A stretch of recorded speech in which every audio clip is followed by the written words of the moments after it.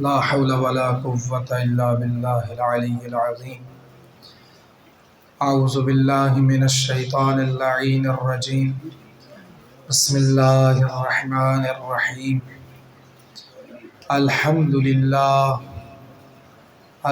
لله رب العالمين، والصلاة والسلام على سيدنا ونبينا وشفيع ذنوبنا وطبيب قلوبنا مولانا ومقتدانا أبي القاسم محمد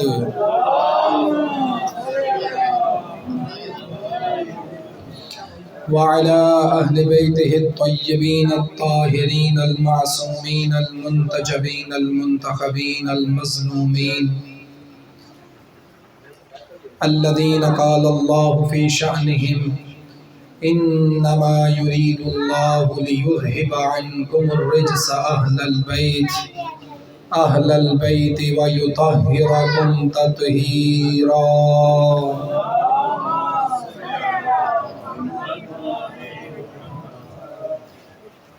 واللعنة الأبدية على أعدائهم وغاصب حقوقهم أجمعين. أما بعد، فقد قال الله سبحانه وتعالى في كتابه المجيد: بسم الله الرحمن الرحيم. الذين إذا أصابتهم مصيبة قالوا إنا لله وإنا إليه راجعون. سامعین محترم، عزاداران مظلوم کربلا،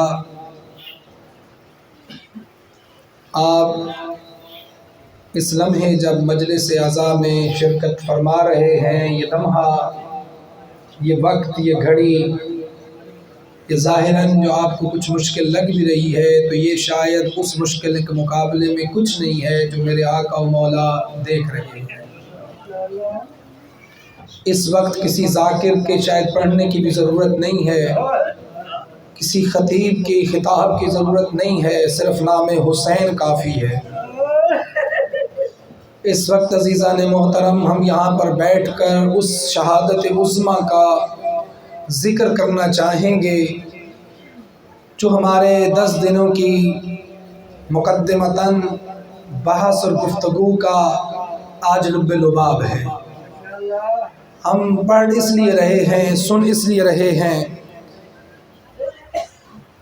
ہم سن اس لیے رہے ہیں اور پڑھ اس لیے رہے ہیں کہ ہمیں اندازہ ہو کہ ہم کیوں یہاں پر اکٹھے ہوئے۔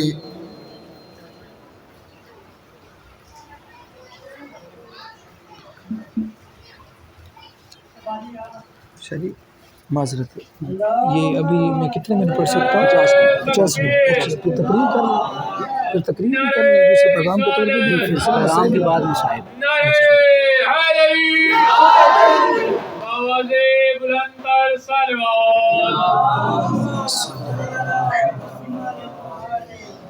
تو عزیزان محترم، ہم آپ کی خدمت میں آپ کے توسط سے ان لوگوں تک یہ پیغام پہنچانے کی کوشش کریں گے کہ یہ جو اتنی مشکل، اتنا مصائب، اتنی دقت، ان تمام چیزوں کو، صعوبتوں کو، مشکلات کو فیس کرنا اور اس کا سامنا کرنا کیوں کر ہے کہ ہم کس لیے یہ سارا اہتمام کرتے ہیں۔ جہاں جہاں پہ بھی ایک محب اہل بیت ہے، وہ اپنی جگہ پر اس پیغام کو نشر کرنے، دنیا تک پہنچانے، دنیا تک اس کے مطالب کو آگاہ کرنے کے لیے پوری طرح کوشاں ہے۔ یہ اگر ہم تھوڑا سا تاریخ کو دیکھ لیں، کربلا یوں ہی نہیں ہو گئی۔ کربلا کوئی حادثہ نہیں تھا کہ اچانک جاتے جاتے کچھ واقع ہو گیا۔ کربلا کے اندر ہونے والا سانحہ، اس کے پیچھے تاریخ موجود ہے، اس کے پیچھے اسباب موجود ہیں، اس کے پیچھے واقعات موجود ہیں، اس کے پیچھے وہ منافقانہ سوچ رہی کہ جس نے نہ صرف یہ کہ ہمارے نبی کی زندگی کے بعد بلکہ خود زندگی میں ہی اس کے مختلف معاملات کو چھیڑنا شروع کر دیا۔ ہم اگر بغور مطالعہ کریں تو عزیزان محترم، حق اور باطل کی جنگ یہ ازل سے موجود ہے۔ یہ جس دن سے اللہ سبحانہ و تعالیٰ نے پہلا بشر اس دنیا میں بھیجا تو اس کے مقابلے میں ایک باطل کھڑا ہو گیا، اور اس نے کہا کہ میں اس اللہ کے بنائے ہوئے کو نہیں مانتا۔ یعنی پیچھے ریزن کیا ہے، پیچھے لوجک کیا ہے، پیچھے مقصد کیا ہے، پیچھے سبب کیا ہے؟ اس نے یہ کہا کہ میں اللہ کے بنائے ہوئے کو نہیں مانتا۔ جناب آدم کون تھے؟ خود بخود تو نہیں بنے۔ جناب آدم وہ تھے کہ جس کو اللہ نے بنایا تھا، اور ابلیس اور شیطان وہ تھا کہ جس نے کہا کہ میں اللہ کے بنائے ہوئے کو نہیں مانتا۔ تو پتہ یہ چلا جب کہیں بھی، جہاں کہیں بھی، جس طرح سے بھی اگر کوئی اللہ کے بنائے ہوئے کو، اللہ کے منتخب کو، اللہ کے معین کردہ کو، اللہ کے مصطفیٰ کو، اللہ کے مجتبیٰ کو، اللہ کی طرف سے اپنی طرف سے گارنٹی دیے ہوئے کو جب کوئی چیلنج کرتا ہے تو اس کی پہلی صفت یہ ہوتی ہے کہ کم سے کم وہ شیطان ہوتا ہے، کم سے کم وہ شیطان ہوتا ہے جو اللہ سبحانہ و تعالیٰ کے بنائے ہوئے کو چیلنج کرتا ہے اور کہتا ہے پھر یہ کہ میں صرف مانتا نہیں بلکہ اپنے آپ کو اس سے افضل قرار دیتا ہے، اپنے آپ کو بہتر کہتا ہے، اپنے آپ کو اعلیٰ کہتا ہے۔ تو عزیزان محترم، ہم یہی تو درس دینا چاہتے ہیں۔ یہ صرف جناب آدم کے ساتھ نہیں ہوا، یہ جناب نوح علیہ السلام وعلی نبینا، جناب ابراہیم، جناب موسیٰ، جناب عیسیٰ، اور یہ سلسلہ چلتا چلتا ہر دور کے اندر قوتیں جو ان انبیاء کے مقابلے میں آتی رہیں، ان کو سبق دینے کے لیے، انسانیت کو درس دینے کے لیے، انسانیت کو سمجھانے کے لیے، اس انسانیت کے لیے نمونہ عمل بننے کے لیے یہ قوتیں آتی رہیں اور ہمارے لیے ایک پیغام چھوڑتی گئی کہ اگر تم ان کو جو اللہ والے ہیں تھوڑا سمجھ کر چھوڑ دو گے، ان کو جو اللہ کی طرف سے معین ہے تھوڑا سمجھ کر رد کر دو گے تو تم بھلے شداد کے ساتھ چلے جاؤ، فرعون کے ساتھ چلے جاؤ، نمرود کے ساتھ چلے جاؤ، کسی بھی قوت والے کے ساتھ چلے جاؤ، لیکن یہ پیغام ذہن میں رکھنا، جب اللہ جس کے ساتھ ہوتا ہے نام اسی کا زندہ رہتا ہے۔ جب اللہ کسی کے ساتھ ہوتا ہے تو نام اور سربلندی صرف اسی کی ہوتی ہے، اور جب اس کے مقابلے میں کوئی قوت آ جائے، بھلے دنیا میں بہت زیادہ طاقتور ہو، بھلے دنیا میں اس کا مقام ہو، بھلے دنیا میں اس کے پاس حکومت ہو، بھلے دنیا میں اس کے پاس پوری کی پوری سلطنت ہو، لیکن جب اللہ والے سے ٹکراتا ہے تو پاش پاش ہو جاتا ہے۔ آج دنیا میں انبیاء کا نام لینے والے موجود ہیں لیکن فرعون و شداد کا نام لینے والا کوئی نہیں ہے۔ کیوں؟ اس لیے کہ یہ پیغام ہمیں دیا جا رہا ہے کہ آج تم جب اللہ کے پیغام والے کے ساتھ چلو گے تو پھر تمہارے لیے اللہ خود راستے کھولے گا۔ اس دور کے لیے، اس دور کے انسانوں کے لیے شاید سمجھنا مشکل ہوتا، لیکن جب یہ سلسلہ چلتے چلتے ہمارے اور آپ کے نبی احمد مجتبیٰ محمد مصطفیٰ صلی اللہ علیہ وآلہ وسلم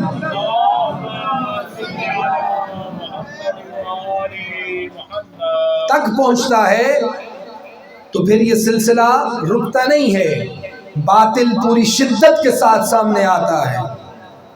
وہ باطل کہ جو پہلے انبیاء کے دور میں ایک رخ اور ایک خصوصیت کے ساتھ آ رہا تھا، ہمارے نبی کے دور میں ہر طرف سے ہر طرح کی طاقت لے کر ہمارے نبی کے سامنے کھڑا ہو گیا۔ پہلے انبیاء کو شاید اتنی مشکلات نہیں ہوئی، اتنی صعوبتیں نہیں اٹھانی پڑی جتنی ہمارے نبی کو اٹھانی پڑی تھی۔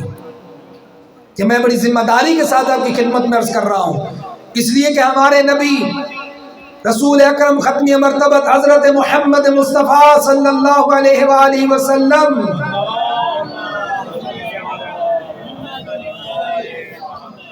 ارشاد فرماتے ہیں جتنی اذیتیں مجھے دی گئیں کسی نبی کو اتنی اذیت نہیں دی گئی۔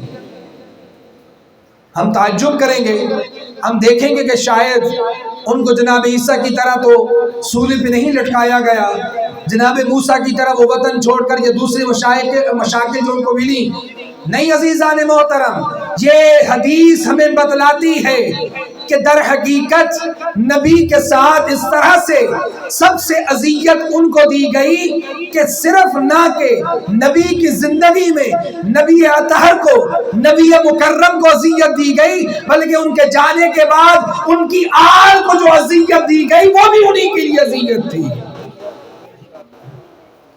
اس لیے نبی نے کہا تھا کہ حسین منی و انا من حسین، حسین مجھ سے میں حسین سے ہوں، علی منی و انا منہ، علی مجھ سے ہے میں علی سے ہوں۔ اے عزیزان محترم، اے سامعین محترم، اے مسلمان اس وقت کے ذرا غور فرما، آپ کے نبی اس لیے ہی تو کہہ رہے ہیں، اس لیے کہ کسی کی نبی کی آل کو اس کے جانے کے بعد تھوڑے ہی وقت میں اتنی بے دردی کے ساتھ کسی نے قتل نہیں کیا جو ہمارے نبی کی آل کو قتل کر دیا گیا۔ اتنی بے دردی کے ساتھ کوئی قتل نہیں کیا گیا جتنی بے دردی کے ساتھ اس نبی کی آل کو صرف 50 سال کے بعد 10 یا 11 ہجری میں رحلت اور وفات رسول اللہ ہوتی ہے، اور اس کے بعد صرف 60-61 ہجری میں یہ سارے واقعات ہو جاتے ہیں، اور وہ بھی اتنی بے دردی کے ساتھ کہ سارے کے سارے خاندان کو شہید کر دیا جائے۔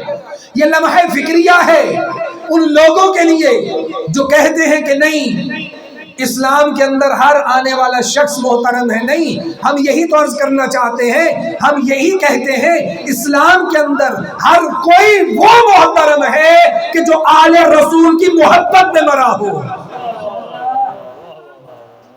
جو آل رسول کی محبت سے وفا کر کے گیا ہو، جو رسول اللہ کے ساتھ وفا کر کے گیا ہو۔ ہمارا یہی مطمع نظر ہے، ہمارا یہی پیغام ہے، ہمارا یہی معیار ہے، اور ہم یہی کہا کرتے ہیں اس شعر کے اندر، تم جس جس کو کہو گے ہم کہیں گے رضی اللہ۔ توجہ ہے، تم جس جس کو کہو گے ہم کہیں گے رضی اللہ، مگر شرط یہی ہے کہ بطول راضی ہو۔ جس میں ہماری آقازادی راضی ہوگی اس پہ ہمارے نبی راضی ہوں گے، اور جس پہ نبی راضی ہو گیا اس پہ خدا راضی ہو گیا۔ ہمارا یہی پیغام ہے عالم اسلام کے لیے، ہمارا یہی پیغام ہے تمام مفکرین کے لیے، ہمارا یہی پیغام ہے تمام مدبرین کے لیے کہ آئے مل کر حسین کی شہادت کے اسباب کے اندر تفکر کرو۔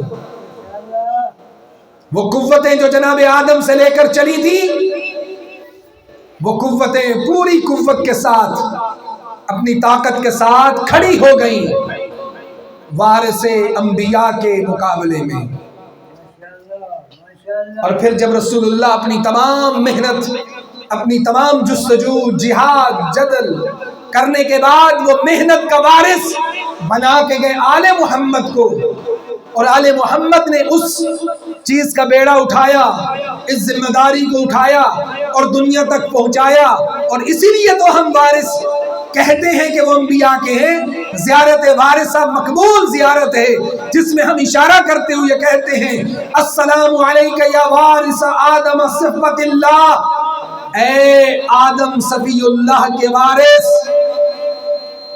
السلام علیکہ یا نوح نبی اللہ، اے حضرت نوح کے وارث، اے حضرت ابراہیم کے وارث، اے حضرت موسیٰ کے وارث، اے حضرت عیسیٰ کے وارث، اے محمد مصطفیٰ کے وارث، اے علی المرتضیٰ کے وارث، اے حسن مجتبیٰ کے وارث۔ وجہ کیا تھی؟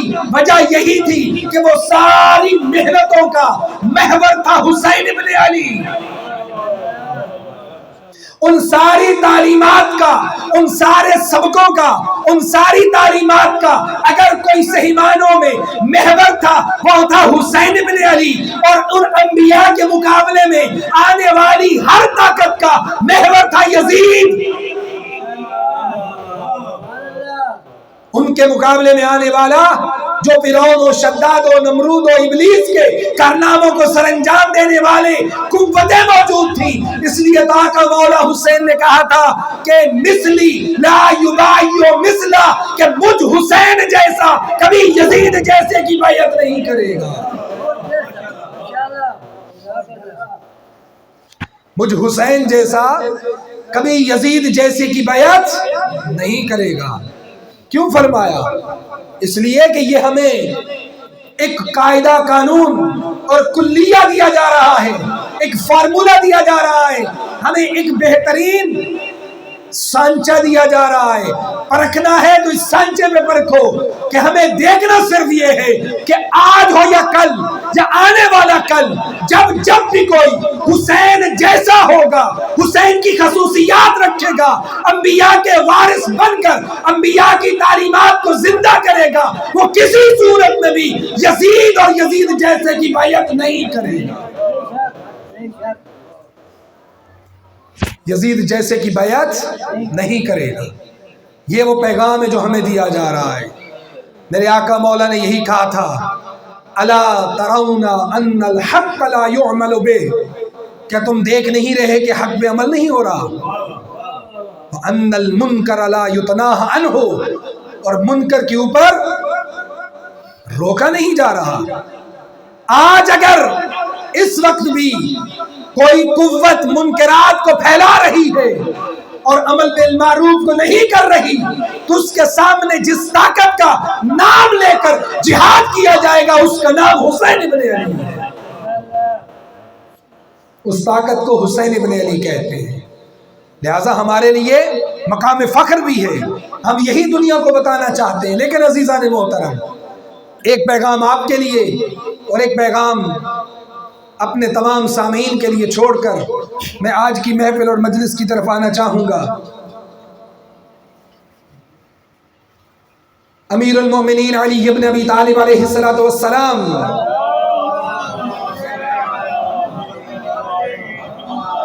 فرماتے ہیں کہ امر بالمعروف اور نہی عن المنکر کا جو فریضہ اللہ نے ہمارے لیے منتخب کیا ہے نا، یہ نماز، روزہ، حج، زکوٰۃ، ان تمام فریضوں کو اگر اکٹھا کر دیا جائے، نہج البلاغہ میں ارشاد ہو رہا ہے کہ اگر ان تمام فرائض کو اکٹھا کر لیا جائے تو امر بالمعروف اور نہی عن المنکر اس طرح سے ہے جیسے گہرے پانی کے سمندر کے مقابلے میں ایک انسان کے لعاب دہن کا قطرہ۔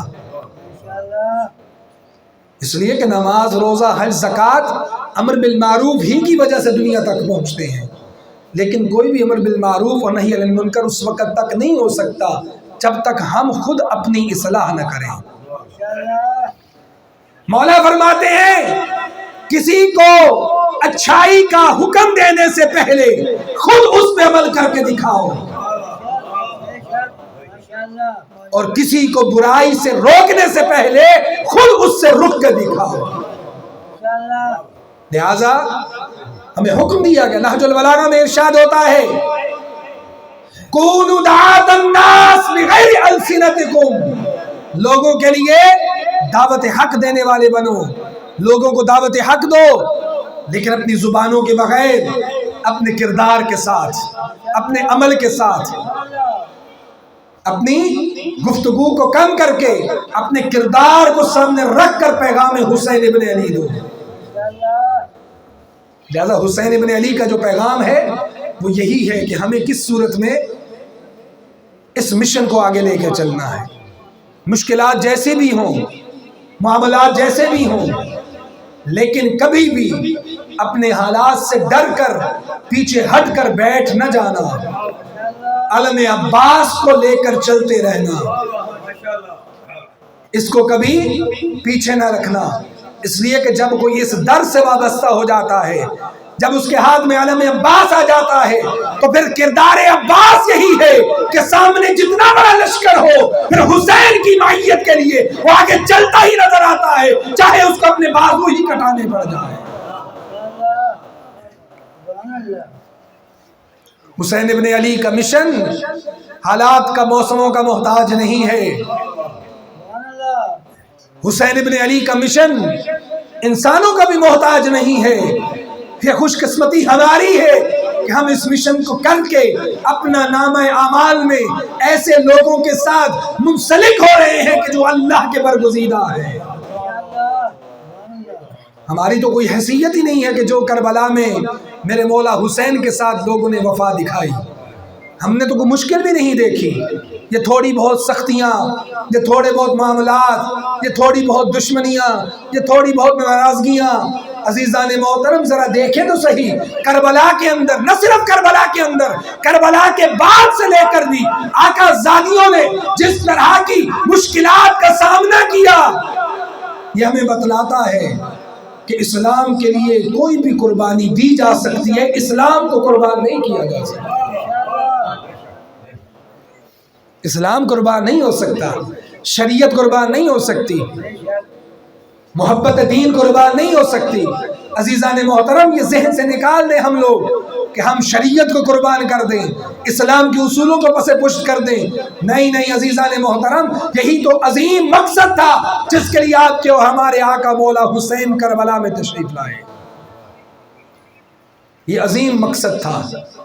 اگر آپ خطبوں کو دیکھیں جو میرے مولا حسین نے آج عاشور کے دن دیے، اونٹنی پہ گئے، اونٹنی پہ جاتے ہیں، جا کر اشقیاء کے سامنے کھڑے ہوتے ہیں، عمر ابن سعد سامنے کھڑا ہے اور جا کر بتاتے ہیں کہ اگر تم میں سے کچھ لوگوں نے ابھی تک نہیں پہچانا تو پہچان لو، میں زہرا کلال حسین ہوں، میں تمہارے رسول کی بیٹی کا بیٹا ہوں، میں علی المرتضیٰ کا فرزند ہوں، اگر کسی نے نہیں پہچانا تو مجھے پہچان جاؤ۔ اور جب آگے سے جب بدتمیزی ہوئی، جب آگے سے لوگوں نے اس طرح کے معاملات کیے تو میرے آقا مولا نے ایک جملہ ارشاد فرمایا، ہاں مجھے معلوم ہے جب تمہارے پیٹوں میں حرام موجود ہے تو تم پھر کس طرح سے مجھے حق پہ سمجھو گے۔ دو کردار ہیں کربلا کے اندر، دونوں کرداروں کو ذرا دیکھیے گا۔ حر بن یزید ریاحی امام کے دشمنوں میں تھا اور عمر ابن سعد امام کے دوستوں میں سے تھا۔ توجہ ہے؟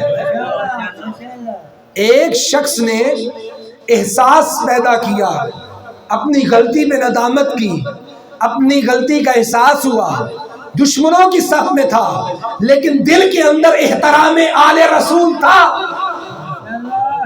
دل میں محبت محمد و آل محمد تھی۔ بلکہ اس سے بڑھ کر کی میں بات کروں، جب اس کی ماں کی بارے میں میرے آقا مولا نے کہا تھا کہ آپ کی ماں آپ کے ماتم میں بیٹھے تو جناب حر چپ ہو گئے، کہا کہ یا حسین میں آپ کو یہ نہیں کہہ سکتا، میں آپ کی ماں کی بارے میں بات نہیں کر سکتا۔ جناب حر کے دل میں یہ جو محبت اور احترام مادر حسین تھا نا، آخری وقت میں جناب حر کو کھینچ کے لے آتا ہے جہنم کے کنارے سے اور حسین ابن علی کے لشکر میں شامل کر دیتا ہے۔ اور ادھر سے عمر ابن سعد جو ظاہراً دوستی کا اعلان کرتا تھا، امام کے ساتھ اس کی بہت زیادہ معیت تھی، لیکن جب اس کو لالچ آتا ہے، جب اس کے سامنے دنیا داری آتی ہے، جب اس کے سامنے حکومت آتی ہے، جب اس نے معاملات کو سلجھانے کی بجائے یہ دیکھا کہ اس کی دنیا اس کے ہاتھ سے نکل رہی تھی، وہ دشمنی میں اتر آیا اور وہ دیکھتا رہا اور امام حسین ذبح ہوتے رہے۔ یہ دو کردار ہیں، دل کے اندر احترام بھی اور پھر اس کے ساتھ ساتھ اپنی غلطیوں کا اعتراف کر کے لشکر حسینی میں آنے کا مطلب یہ ہے کہ پھر اسوہ حسینی کو اپنا لیں، پھر کردار حسینی کو حاصل کریں، پھر ہم کسی باطل کے سامنے نہ رکیں، اپنے اندر سے بھی باطل کو نکالیں، جھوٹ کو نکالیں، بے نمازی ہونا چھوڑ دیں، نماز قائم کریں، اس لیے کہ آپ کے ہمارے آقا نے اس طرح سے نماز ادا کی ہے جس طرح نماز ادا کرنے کا حق ہے۔ عزیزو، ایک جملہ یہاں پر عرض کرتا چلوں، ہماری نماز پڑھنا بڑا آسان ہے، اللہ نے پھر ہمیں چھت تو دی ہے نا، اپنے گھر میں ہم پڑھ لیتے ہیں، ہمیں کوئی تنگ کرنے والا نہیں ہوتا، ہماری سارے فیور کرتے ہیں، ہمارے آگے پیچھے کھڑے ہوتے ہیں، اگر ہمیں کوئی مشکل ہو تو سہارا دیتے ہیں۔ آؤ ذرا دیکھو نا کربلا کے اندر کس طرح سے نماز پڑھی جاتی ہے۔ جب اپنے تمام اصحاب کو بھی قربان کر بیٹھے، کہا کہ نماز کا وقت ہو گیا، کسی نے جب آ کر صدا دی مولا نماز کا وقت ہوا چاہتا ہے، میرے آقا مولا نے اسے دعا دی کہ اے سیداوی تمہیں مبارک ہو، تو نے مجھے نماز کا وقت بتلایا ہے، کہا کوئی ہے جو مجھے نماز پڑھائے۔ تاریخ یہ کہتی ہے دو شخصیات آگے کھڑی ہو جاتی ہیں، کوئی تیر آتا ہے، کوئی نیزہ آتا ہے، کوئی ہوتا ہے وہ سامنے آ جاتے ہیں۔ میرے مولا حسین تیروں کے سائے میں نماز پڑھتے نظر آتے ہیں۔ یہ ہمیں بتلانے کے لیے کہ کبھی بھی اپنی آسائشوں میں نماز کو ترک نہ کرنا۔ جب نماز پڑھنے لگ جاؤ گے نا، حق کو سمجھنا آسان ہو جائے گا۔ یہ تمہیں گمراہ کرنے والے گمراہ نہ کر سکیں گے، تمہیں بے راہ روی کی طرف لے جانے والے گمراہ نہ کر سکیں گے۔ نماز کے ذریعے تم وہ نور خدا لے لو گے جس کے ذریعے سے حق اور باطل کی تمیز پیدا ہو جائے۔ اس لیے ہمیں کہا گیا کہ 5 وقت کی نماز پڑھو، پھر اہل بیت کا چاہنے والا ہو اور پھر نماز کو اہمیت نہ دے۔ جہنم میں پوچھا جائے گا ما سلککم فی سقر، کہ تم جہنم میں کیوں گئے؟ قالوا، تو وہ کہیں گے لم نک من المصلین، ہم نماز نہیں پڑھا کرتے تھے۔ عزیزان محترم، حسین ابن علی کا کام یہی ہے کہ اس کی محبت میں دعوے کرنے والے نماز کے ذریعے سے جہنم سے بچ جائیں۔ یہ تھا مشن امام حسین کا، اور یہ وہ کوشش تھی میرے آقا و مولا کی۔ آج اب یہاں پہ اکٹھے ہیں، تھوڑا سا اگر بیک گراؤنڈ جس کی طرف میں اشارہ کر رہا تھا، میں نے آپ کو ابتدا میں یہی کہا کہ واقع کربلا حادثہ نہیں ہے، اچانک نہیں ہوا، اس واقعے کے پیچھے اسباب موجود ہیں، اس کے پیچھے مراحل موجود ہیں، اور پہلا مرحلہ وہی تھا کہ جب مولا علی علیہ السلام کو صحیح معنوں میں حق نہ دیا گیا، اور پھر مولا کو مختلف سازشوں کے ذریعے سے ہٹا کر جب خلافت ملی بھی تو سامنے ان کے ساتھ اس طرح سے سلوک کیا گیا کہ جنگ کا آغاز کر دیا گیا۔ عزیزو، یہ وہ حسین ابن علی کی شہادت کی اینٹیں ہیں، وہ اسباب ہیں، وجوہات ہیں جو تاریخ پہلے سے ہی رکھ رہی تھی۔ آپ کے اور ہمارے رسول اکرم ختم مرتبت حضرت محمد مصطفیٰ صلی اللہ علیہ وآلہ وسلم، تاریخ میں علماء نے لکھا ہے کہ جب ولادت باسعادت ہوتی ہے، خوش ہونے کے ساتھ ساتھ رسول اللہ کی آنکھوں سے آنسو جاری ہو گئے۔ کہا کہ بیٹی، تجھے معلوم نہیں کہ اس کے ساتھ کیا کیا جائے گا، اس حسین کے ساتھ کیا کیا جائے گا۔ جناب ام سلمہ کو ایک باقاعدہ کربلا کی مٹی کی شیشی دی گئی، وہ برتن وہ تھوڑا سا ظرف دیا گیا، اور جناب ام سلمہ سے کہا گیا جس دن میرا بیٹا شہید ہوگا تو یہ کربلا کی مٹی سرخ ہو جائے گی، یہ علامت ہوگی۔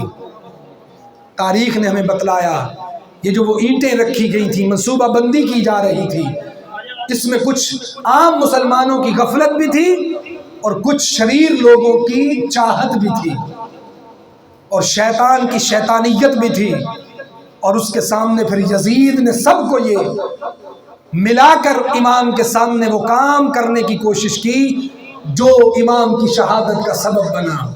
بس عزیزان محترم، مجھے یہ وقت دیا گیا تھا کہ میں آپ کی خدمت میں چند اس کی مسائل اور چیزوں کو بیان کر سکوں۔ بس پیغام یہی، اور میں آپ کی خدمت میں آج کی مناسبت سے واقعات پیش کرنے کی کوشش کرتا ہوں کہ آج کے دن ہوا کیا کیا ہے۔ نعرہ تکبیر، نعرہ رسالت، نعرہ حیدری۔ عزیزو بس تھوڑی سی دیر،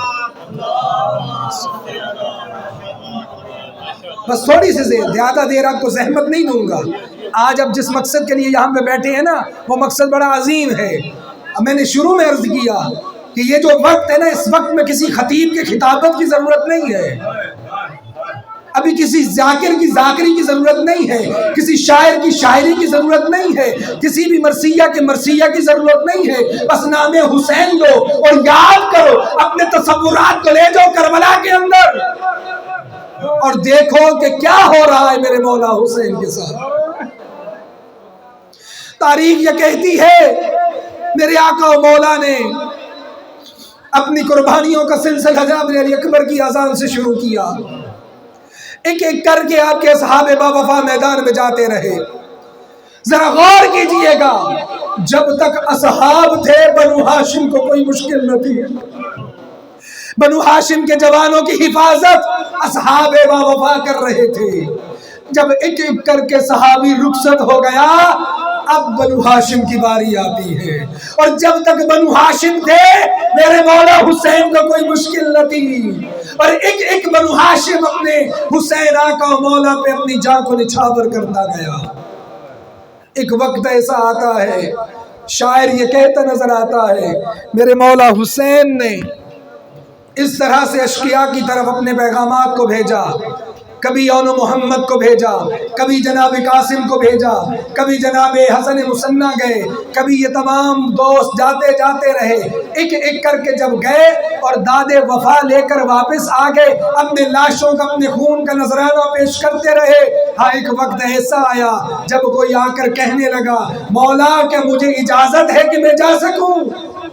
تو میرے مولا حسین نے حسرت بھری نگاہ سے چہرہ انور کی طرف دیکھ کے کہا تھا، اے عباس تو میرے لشکر کا سردار ہے، میں تجھے کس طرح سے اجازت دے دوں؟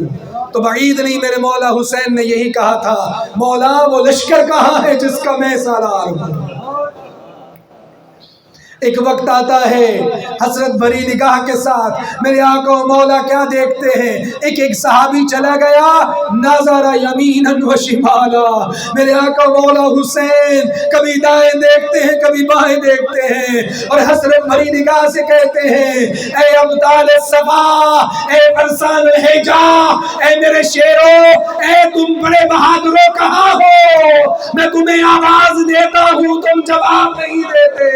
تاریخ یہ کہتی ہے یہ نوحہ جو بلند فرمایا خود ہی جواب نے کہا، ہاں تم وہاں چلے گئے جہاں سے کوئی واپس نہیں لوٹتا، تم وہاں سے جواب نہیں دیتے۔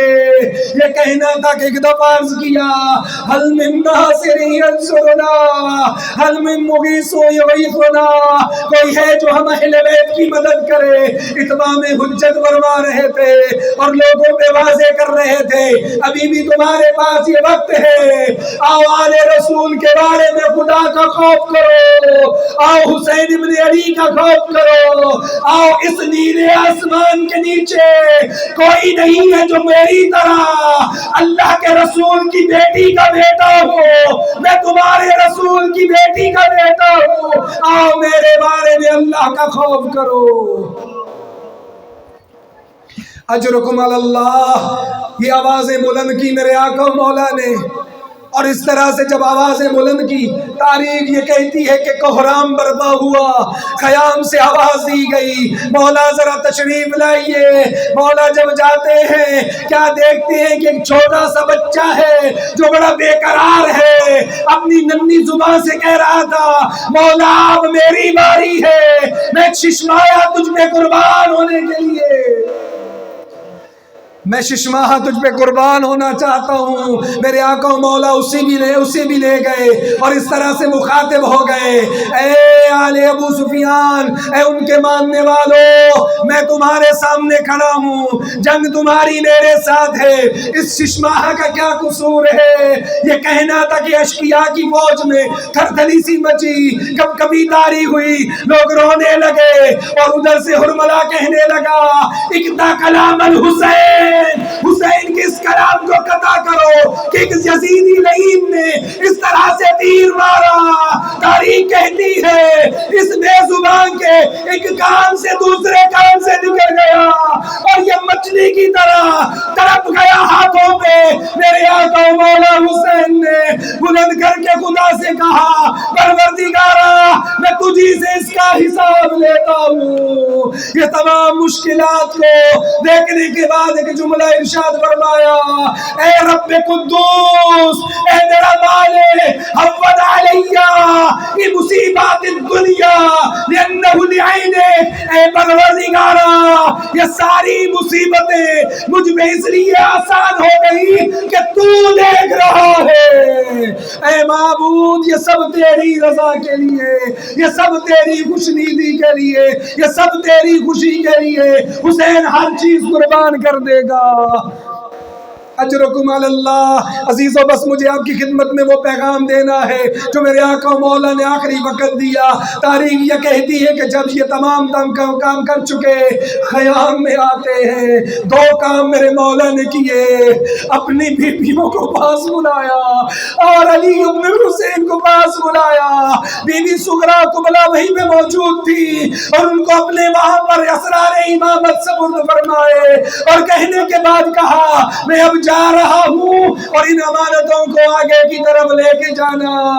اس وقت جب ندا سنی نا تاریخ یہ کہتی ہے امام سجاد بستر بیماری پہ آرام سے لیٹ نہ پائے تھے کہ کھڑے ہو گئے عصا کا سہارا لیا اور ببی اماں سے کہا مجھے بابا کی طرف جانا ہے میرا بھائی قربان ہو گیا چچا عباس چلا گیا مجھے اجازت دیجئے اپنے بھائی پہ قربان ہو اپنے بابا پہ قربان ہو جاؤ. اور میرے مولا حسین کہتے ہیں بہن زینب علی ابن الحسین کو سنبھالو سجاد کو سنبھالو اسی سے تو ہماری نسل کو چلنا ہے. بڑی مشکل سے سنبھالا قاضی نے پھر جا کر بیماری بستر میں لٹا دیا. رشی کا دورہ آ گیا اور اس کے بعد جو معاملات ہوئے کیا کہتے ہیں میرے آقا مولا حسین ذرا سنیے گا تاریخ کیا کہتی ہے. مورخین نے لکھا ہے خیام میں آتے ہیں بیویوں کو پاس بلاتے ہیں پاس بلانے کے بعد اپنی رخصتی کا اعلان کرتے ہیں یا زینب یا ام کلثوم یا ام کلثوم یا سکینۃ علیکم منی سلام. حسین کا آخری سلام ہو یہ کہنا تھا کوہرام برپا ہوا. اپنی بہن زینب کو بلایا کہا زینب بہن میری بات سنیے گا. اور جب آقا آزادی آتی ہے اے زینب ایک کام کیجئے مجھے کوئی پرانا کرتا دے دو میں اپنے اوپر سے پن کرنا چاہتا ہوں. میری آقا آزادی نے پوچھا بھیا حسین آپ جنگ میں جا رہے ہیں پرانا کرتا کس لیے؟ میرے آقا مولا نے کہا میری شہادت کے بعد میرے اس لاشے سے ہر چیز کو لوٹ لیا جائے گا. میں چاہتا ہوں اس طرح کا کرتا پہنوں کہ شاید اشکیا حیا کریں اور اس کو نہ لوٹے. درس کروں گا مولا آپ کی شہادت کے بعد دہینوں نے وہ کرتا بھی نہ چھوڑا جس کو منگوایا تھا آپ نے اور تار تار کر کے پہنا تھا.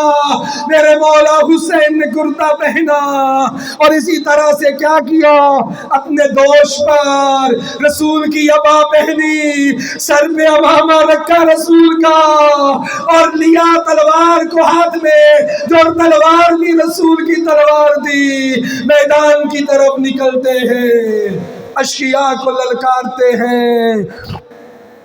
اجرکم علی اللہ. بس دو جملے عزیزان محترم شہادت کے جب اشقیاء کے لیے نکلتے ہیں نا تاریخ نے لکھا ہے خدا کی قسم یہ جملہ لکھا ہے کہ خدا کی قسم آج تک اتنا جری اور بہادر ہم نے کسی کو نہ دیکھا تھا جس کا دل اپنے دوستوں کی شہادت کے ساتھ اپنے بیٹے کی شہادت کے ساتھ اپنے بھائی کی شہادت کے ساتھ شکستہ ہو اور اتنی بے دردی سے لڑ رہا ہو کہ میمنہ کو میسرہ کو میمنہ پر جا کے دے مارا. غضبناک شیر کی طرح علی شیر کا بیٹا حسین نکلتا ہے اپنے بہادری کے جوہر دکھلاتا ہے. میں عرض کروں گا مولا اگر آپ کے بھیا عباس ہوتے آپ کے بیٹے علی اکبر ہوتے ایک طرف سے دعوے شجاعت دیتے تو دنیا کچھ اور منظر دیکھتی. لیکن اب کوئی نہیں ہے. آپ اس طرح سے رخصت ہوئے جا رہے ہیں یہ شاعر نے کیا خوب کہا، نکلے حسین اس طرح خیمے کے در سے، نکلنا ہے جنازہ جس طرح گھر سے۔ میرے مولا حسین آ کر اس طرح سے شجاعت کے، اس طرح سے جوان مردی کے کارنامے دکھاتے ہیں۔ تقریباً 2000 لعینوں کو فنار کرنے کے بعد علی و بطول کا بیٹا اپنی شجاعت کے ساتھ پھر واپس پلٹتا ہے۔ ایک دفعہ پھر خیام میں آتا ہے، آ کر اپنی بچوں کو تسلی دیتا ہے کہ ایک دفعہ جناب سکینہ آگے بڑھتی ہے، اے بابا ہمیں کس کے سہارے چھوڑ کے جا رہے ہیں، ہم کس کے سہارے رہیں گے؟ اس معصوم سوال کا جواب میرے آقا مولا نے یوں دیا کہ اگر اس غتاب پرندے کو کبھی فرصت ہوتی تو سکون کی نیند سو جاتا۔ کہنے کا مطلب یہ تھا، اے باری سکینہ اب واپس پہنچانے کا ٹائم نہیں، اللہ تمہارا نگہبان، اللہ تمہارا حافظ ہو۔ یہ کہہ کر میرے آقا مولا پھر نکلتے ہیں۔ نکلنے کے بعد اس طرح سے اشکیا پہ ٹوٹے کہ لوگوں نے کہا کہ فرات کے پانی پہ قبضہ کر لیجئے اور حسین کو فرات کا پانی نصیب نہ ہو۔ تمام لوگوں نے گھیر لیا، لیکن آقا مولا نے اس طرح سے جوان مردی کے ساتھ مقابلہ کیا اور چیرتے ہوئے لشکر اعداء کو فرات کے کنارے پہ جا پہنچے۔ ابھی پہنچ کر کہا کہ یہ وہ دریا ہے جس پر تم قبضہ کر رہے تھے، اور آل رسول کے بچوں کی العطش کی صدائیں بلند ہو رہی تھی۔ ایک دفعہ یہ کہنا تھا کہ کسی لعین نے کیسا تیر مارا، میرے آقا کے گلو اقدس گلے میں لگا اور خون کا فوارہ چھوٹا۔ شمر نے مخاطب کر کے کہا، اے لوگوں تم نہیں جانتے تم کس سے جنگ کر رہے ہو، یہ علی و بطول کا بیٹا ہے، اس طرح قابو نہ آئے گا۔ 4000 کا لشکر جس کے ہاتھوں میں تیر تھا، سب کا نشانہ حسین ابن علی تھا، سب کا نشانہ حسین ابن علی تھا، سب لشکر اعداء کا نشانہ حسین ابن علی تھا۔ تاریخ یہ کہتی ہے جسم نازنین پر اتنی تیروں کی بوچھار ہوئی کہ تیر زیادہ تھے، بدن اطہر کم لگنے لگا، گھوڑے پہ سوار ہو کے جا رہے، اب نکاحت طاری ہوئی۔ کسی لعین نے پڑھ کر آقا حسین کے سر اقدس پر اس طرح سے نیزہ مارا کہ سر شکافتہ ہوا، سخون کا فوارہ ابلتا ہے۔ خون کے فوارے کے ساتھ میرے مولا حسین زین پہ لڑکھڑانے لگے کہ ایک لعین نے آگے بڑھ کر اس طرح سے نوکیلا تیر مارا کہ آپ کے سینہ بے کینہ میں لگا۔ تاریخ یہ کہتی ہے سینے میں تیر لگنا تھا کہ میرے مولا حسین نکال نہ پائے، جھک گئے۔ جھکنے کے بعد کمر سے تیر کو جو نکالا، خون کا فوارہ نکلا، اس کو اپنی لحیت اور اپنی داڑھی پہ لگا کے کہا، اے پروردگار کل میں اپنے نانا کے سامنے اسی خون کے ساتھ پیش ہوگا کہ تیری امت نے میرے ساتھ کیا سلوک کیا۔ اجرکم علی اللہ۔ بس دو جملے عزیزان محترم، یہ حالت جب طاری ہوئی آقا حسین کے اوپر کہ کس طرف سے زین پہ نہ سنبھل سکے، کہ کس طرح سے زمین کربلا پہ آئے، کسی لعین نے بڑھ کر مارنا چاہا، میرے آقا مولا نہ سنبھل سکے۔ تاریخ یہ کہتی ہے نا جہاں پہ آخری سجدہ کیا اس سے دور گرے تھے، اور اس سے گرنے کے بعد جب جائے سجدہ پہ آئے، کبھی اٹھتے ہیں کبھی بیٹھتے ہیں، کبھی اٹھتے ہیں کبھی بیٹھتے ہیں، کبھی اٹھتے ہیں کبھی بیٹھتے ہیں۔ لکھنے والے نے لکھا ہے یہ لعین حملہ کرتے تھے، میرے آقا مولا زمین پہ گر جاتے تھے۔ ایک وقت ایسا آتا ہے میرے آقا مولا ایک جگہ پہ پہنچتے ہیں، ادھر سے آقا ذاتی زینب نکلتی ہے دلہ زینبیہ پہ اور کہتی ہے عمر ابن سعد تو دیکھ رہا ہے اور حسین ابن علی کو قتل کیا جا رہا۔ اجرکم علی اللہ۔ اجرکم علی اللہ یہ کہنا تھا۔ عمر ابن سعد دیکھتا رہا، افسوس تو کرتا رہا، لیکن بجائے اس کے کہ وہ کچھ کرتا، اس لعین نے پھر کہا کوئی ہے جو آگے بڑھ کر حسین کے قتل کی جسارت کرے؟ تاریخ یہ کہتی ہے میرے آقا مولا کافی دیر ایسے بیٹھے رہے، لیکن ایک پھر لعین آگے بڑھا اور کہتے ہیں کہ اس کے ہاتھ کانپ رہے تھے۔ شمر نے جب دیکھا اسے کہتا ہے کہ تو بڑا بہادر تھا، اور کہا کہ تو بڑا بہادر تھا، تیرے ہاتھ کیوں کانپ رہے ہیں؟ تو حسین کے تن کو کیوں نہیں قلم کر رہا؟ وہ کہتا ہے میری طاقت نہیں ہے، یہ شمر لعین خود بڑھتا ہے۔ تاریخ یہ کہتی ہے میرے مولا حسین کے ان بالوں سے پکڑ کر 12 ضربے لگاتا ہے اس گردن مطہر پر جس کا بوسہ ہمارے رسول دیا کرتے۔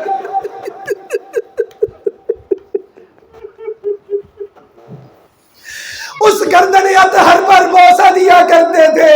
اس لعین نے کند خنجر کے ساتھ 12 ضربتیں لگائی کہ ایک دفعہ فضا میں سر بلند ہوا، میرے مولا سجاد نے خیمے کو ہٹایا اور کہا السلام علیکم یا ابا عبداللہ۔ زمین کربلا میں تھرتھری آ گئی، زلزلہ آ گیا اور یہ آواز بلند ہوئی قد قتل الحسین بکربلا، قد ذبح الحسین بکربلا، الا لعنت اللہ علی القوم الظالمین وسيعلم الذين ظلموا أي منقلب ينقلبون۔